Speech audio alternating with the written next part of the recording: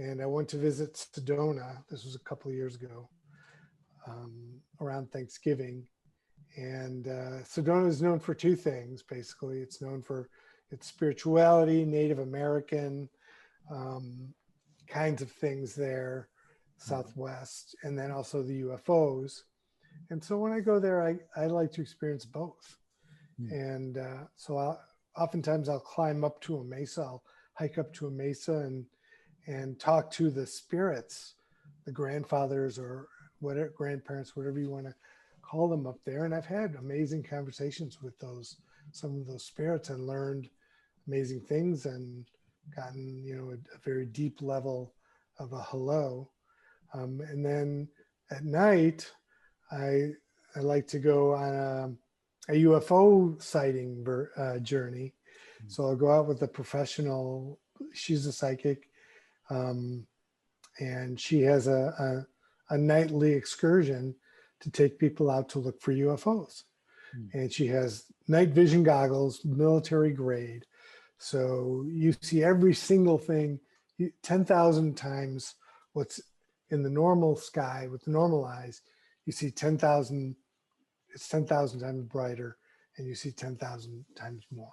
So you see lights are everywhere. And you see lights moving across the sky. So stars are stable, they don't go anywhere, right? Planets are stable, they don't go anywhere. Helicopters and airplanes you see have flashing lights on them, and they have bigger lights and they're more diffuse, and you can see they're way closer than all the stars. So you can always identify terrestrial vehicles, distinguish them from the stars. And satellites, you can also notice, have a certain way of moving, and they move in a certain arc. Whereas other lights, which is not what you expect to see, because really what other lights are there, right? But yes, there are other lights, and they move across the sky. And sometimes they move across the sky in a group of 2 or 3 or even 4, and they'll move in a pattern, and then they'll break their pattern, and they'll move off in individual directions, or they'll take a right turn and then they'll disappear.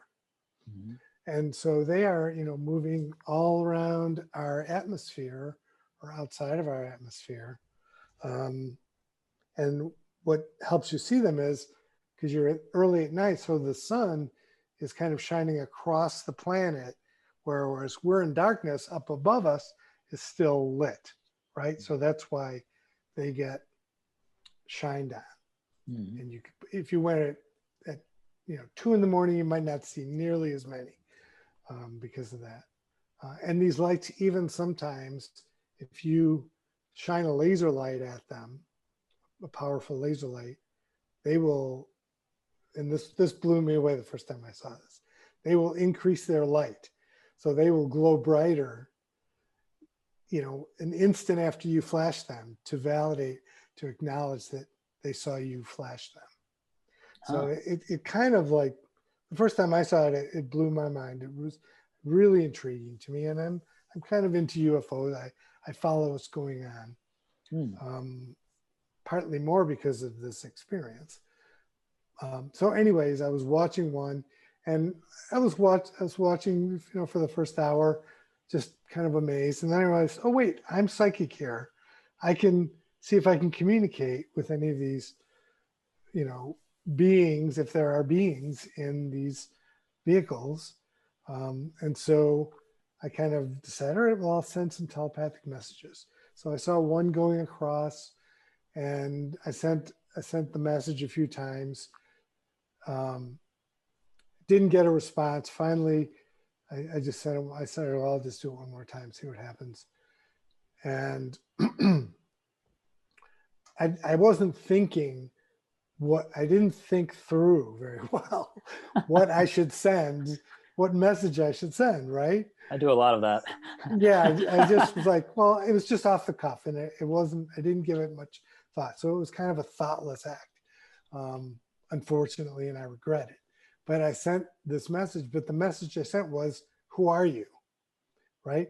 I didn't say, hello, hi, I'm so-and-so, who are you? I said, who are you? Kind of like, a police officer, or, you know, or somebody protecting the entrance to a door. Like, who the hell are you? You Mhm. know, and that was a mistake in terms of the tone or the energy with which I sent the message. And within like a half a second, literally a half a second, I got the telepathic message back. Two parts to it. The first part, and Andrew, you know what this is.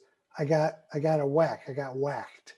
It's called whack, which means when you get energy thrown at you by some being, by some person, it can be a person without a body. Mhm. They'll throw some kind of negative energy at you. It can be anger, it can be fear, it can be, you know, whatever. But the main point of it is it feels bad. You feel invaded. I once got a Tai Chi transfer. So Tai Chi is a martial art where you develop your internal energy Mhm. and you can transfer it into other people. Mm. You don't have to use physical force. You just go boom, and that person literally goes flying back 20 feet. Mm. All right. So I had a teacher who could do that. He just did a little one for me, and it felt like my whole body was invaded literally by this energy. It felt horrible. I would never want that. Right. And a whack is often similar to that. It maybe doesn't go as deep in the body and resonates more in your aura, but you feel it on your body too. Yeah. So I got this whack like I knew, because you can't whack yourself, right? You can't whack your own energy with your own energy because it's all the same. So your energy never feels bad.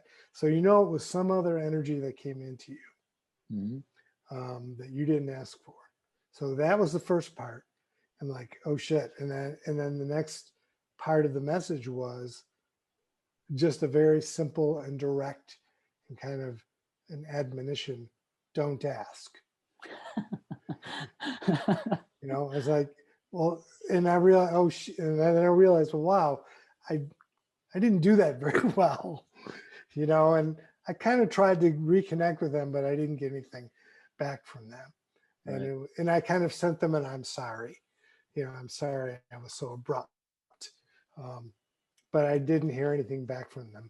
But there was no question that I get a response from that particular telepathic message from whoever or whatever was up in that vehicle that I was looking at the time.